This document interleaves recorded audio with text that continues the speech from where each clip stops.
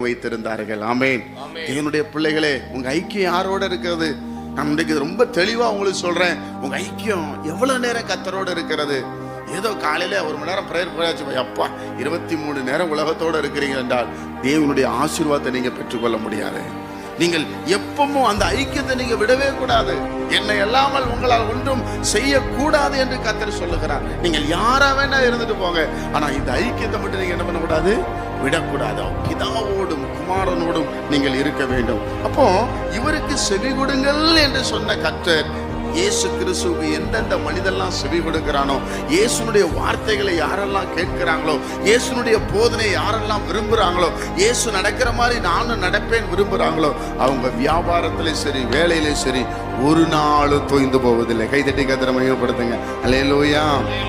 கரெக்டா கவர்மெண்ட்டுக்கு வரி கட்டிடுவாங்க, அவங்க கரெக்டா பிசினஸ் பண்ணுவாங்க, அவங்க உண்மையா இருப்பாங்க. உலக மனிதனோடு இணைஞ்சு போக மாட்டாங்க. உலக மனிதன் அதை செய்யறான், அதனால நானும் இதை செய்யறேன்னு சொல்லி கவர்மெண்ட்டை கொள்ளையடிக்கிறது, மக்களை கொள்ளையடிக்கிறது, ஏமாத்துறது இயேசு கிறிஸ்துவை தேடுகிற பிள்ளைகளுக்கு இருக்காது. ஆமென் சொல்லுங்க.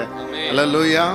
நம்ம ஐக்கியத்தை ஆண்டவரோடு வைக்கணும். அதனாலதான் அவர் சொல்றாரு, உங்க வழிகளை சரி பண்ணுங்க, உங்க கிரியைகளை சரி பண்ணுங்க. மற்ற மனுஷனோடு கலந்துகிட்டு இந்த பிசினஸ் எல்லாம் இப்படிதான் பண்ணணும், இந்த பிசினஸ் எல்லாம் சொன்னதான் நம்புவான், அப்படிலாம் நீங்க யோசிக்கவே கூடாது. உங்களுக்கு தர வேண்டும் என்று கர்த்தர் விரும்பினால் எந்த மனுஷனாலையும் தடுக்க முடியாது. ராமேட் சொல்லுங்க.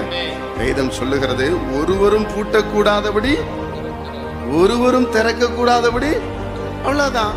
வேற யாரு நம்ம பிசினஸ் அடைக்க முடியும்? யாரு நம்ம வேலையை அடைக்க முடியும்? நம்ம பிசினஸ் வரணும்னா யாரு தடை பண்ண முடியும்? பிரியமானவர்களே, யாராலையும் தடை பண்ண முடியாது. ஆண்டவர் நமக்கு வைத்திருக்கிற நன்மை ஒரு மனிதனால் தடை பண்ண முடியாது. இந்த ஒரு பெரிய விசுவாசம் நமக்கு இருக்கணும். ஒரு ஆமென் சொல்லுங்க. இந்த விசுவாசம்